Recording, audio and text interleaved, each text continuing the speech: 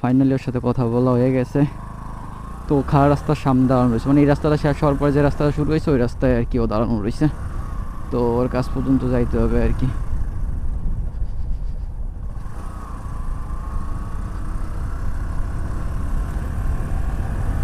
তো সেই পর্যন্ত যাওয়ার একটা পরিকল্পনা করতেছি।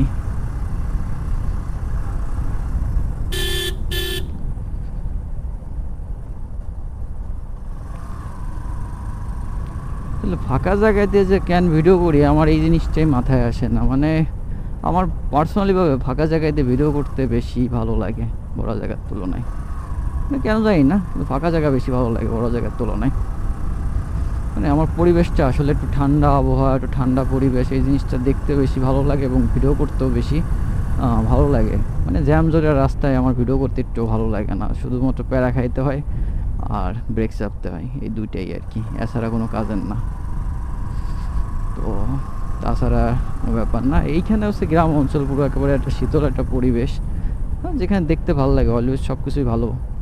তো ওর কাছে যাইয়ে না, সামনে আবার বেঁধে পড়ছে, একটু আগে ছাড়াই আইছি।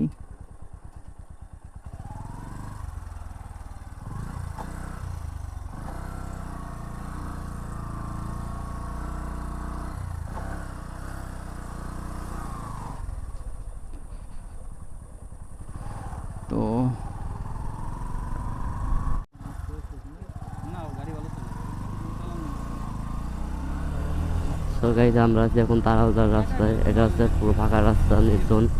চারিপাশের এলাকাটা হচ্ছে নির্জন, চারিপাশে কোনো বাড়ি ঘর নেই। সামনে একটা বাইক আসতেছে, 3 লোক বসা আছে।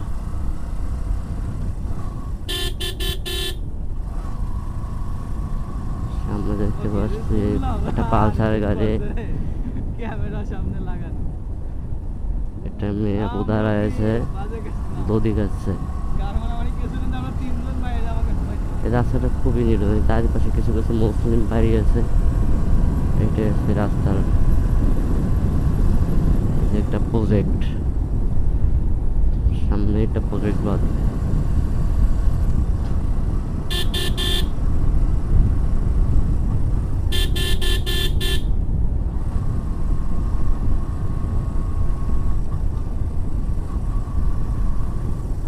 একটা পোল্ট্রি ফার্ম এটাকে।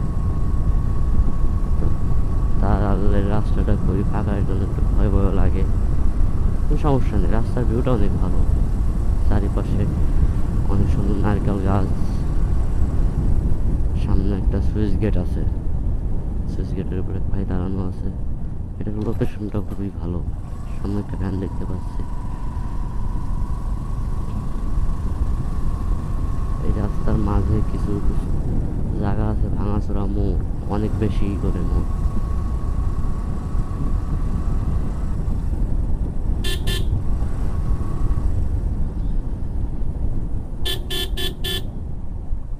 ভ্যানটা খুবই স্লো হয়েছে, আমাদের গাড়িটা তো স্লো করা লাগলো।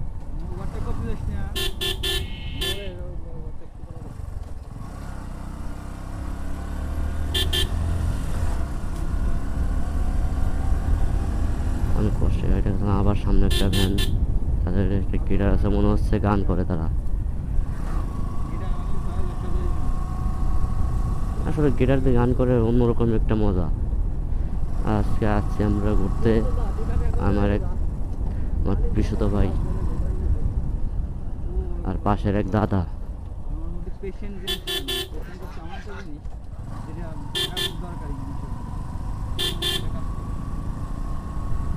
এই তো সামনে একটা পোল্ট্রি ফার্ম, সামনে একটা